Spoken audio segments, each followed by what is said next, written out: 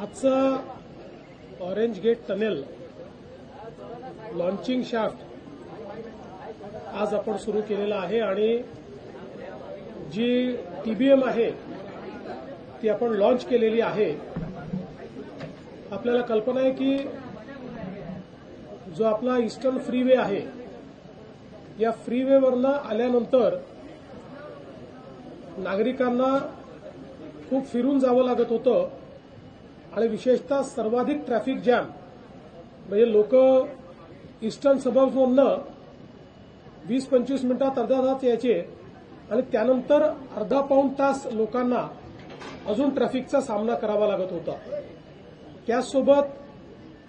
आपण जो नवी मुंबईचा एअरपोर्ट तयार केला आहे त्याच्याकडे जाण्याकरता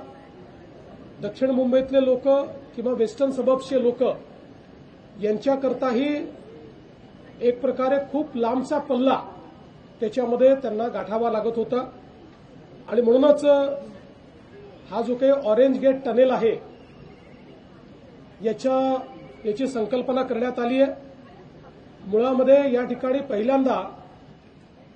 ज्यावेळी उद्धवजींचं सरकार होतं त्यावेळी एक फ्लायओव्हरची संकल्पना मांडण्यात आली होती, मात्र आम्ही हा निर्णय केला की हा फ्लायओव्हर या ठिकाणी करणं जवळपास अशक्य आहे, कारण त्याकरता जो ट्रॅफिक थांबवावा लागेल तो थांबवणं शक्य नाही। दुसरं त्या फ्लायओव्हर करता जागा पण नाही,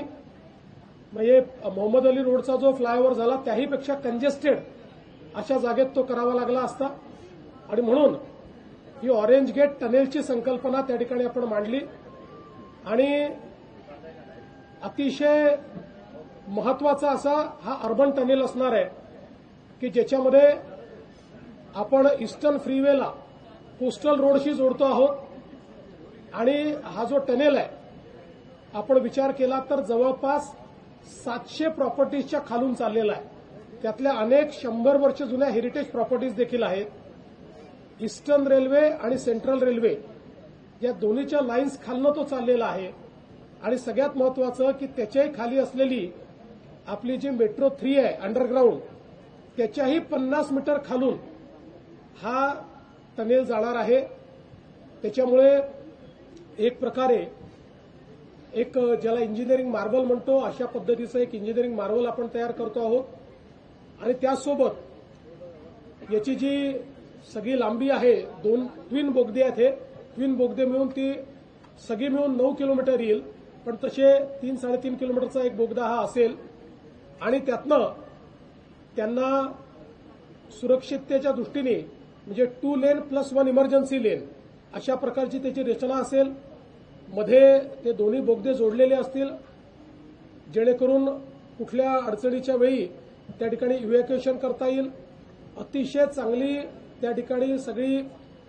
जी काही सिस्टीम्स आहेत त्या सगळ्या सिस्टीम्स म्हणजे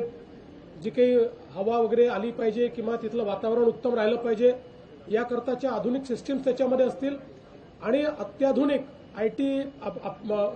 एआय एनेबल्ड अशा प्रकारची ट्रॅफिक मॅनेजमेंट सिस्टीम देखील याच्यामध्ये असेल। साधारणपणे डिसेंबर 28 पर्यंत याचं काम पूर्ण करायचं संकल्पित करण्यात आलेलं आहे, पण आमचा आग्रह आहे की ते अजून 6 महिन्यापूर्वी संपलं पाहिजे। LNTला हे काम मिळालेलं आहे, त्यांची पहिली टनेल बोरिंग मशीन ही आज आपण या ठिकाणी लॉन्च केली आहे। ती यापूर्वी देखील आपल्या ज्या कोस्टल रोड करता मशीन वापरण्यात आलेली आहे त्याच्यामुळे त्याचा अनुभव आहे आणि मला असं वाटतं की अत्यंत वेगानं हे काम ते पूर्ण करतील। दुसरी जी मशीन आहे ती लवकरच येईल, दुसरे टनेलचं त्या ठिकाणी बोरिंग सुरू होईल, त्यामुळे वेळेत हे काम पूर्ण करणं अशा प्रकारचा आपला प्रयत्न आहे। खरं म्हणजे मुंबईच्या ट्रॅफिक करता हा एक अत्यंत महत्वाचा एक टप्पा असणार आहे, कारण अगदी जे काही आपले वेस्टर्न सबर्ब्स आहेत तिथल्याही लोकांना न्यू मुंबई एअरपोर्टला जायला आता 2 मार्ग झालेले आहेत। एक ते लोक आपल्या वरळी टू शिवडी जो आपण एक ब्रिज करतो ओव्हरब्रिज ज्याचं काम पुढच्या वर्षी पूर्ण होईल त्याचाही उपयोग करतील आणि पुढच्या काळामध्ये कोस्टल रोडने येऊन या ऑरेंज गेट टनेलचाही ते उपयोग करू शकतील, जेणेकरून लवकरात लवकर अगदी कमीत कमी वेळात ते एअरपोर्टपर्यंत पोहोचू शकतील आणि म्हणून मला असं वाटतं एक महत्वाचा टप्पा आज मुंबईच्या ट्रॅफिकच्या दृष्टीने आपण पूर्ण केलेला आहे. हजारो लोकांचे हजारो तास हे या ठिकाणी आपण वाचवणार आहोत आणि एमएमआरडीएने याच्यामध्ये जो पुढाकार घेतला त्याबद्दल मी एमएमआरडीएचं देखील मनापासून अभिनंदन करतो.